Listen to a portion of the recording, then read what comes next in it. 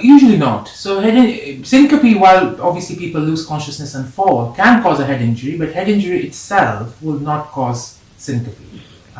Unless it's a very, very severe head injury, in which case you can get widespread damage to the brain, in which case you can present with a syncope, but head injury in the past will not lead to syncope unless you have evidence of widespread or quite significant brain damage.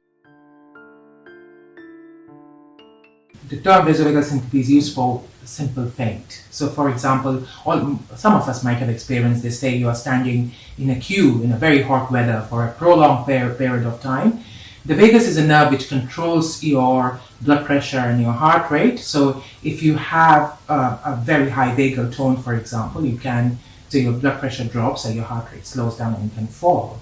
And that can often happen, more so in elderly people, so they have been standing in a warm, or they're shopping typically, or in a warm environment, and they get, obviously, all the blood flows into the skin, and their blood pressure can drop transiently.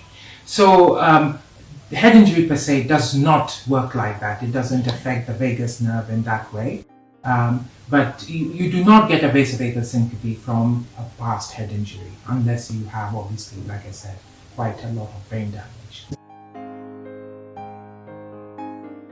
So what I would tell patients, especially if somebody is having very typical recurrent syncopes, sharp onset, very quick recovery, those patients really need, they cannot think that the past head injury had anything to do with it, and they really need to be investigated for a heart or blood pressure related cause of this problem.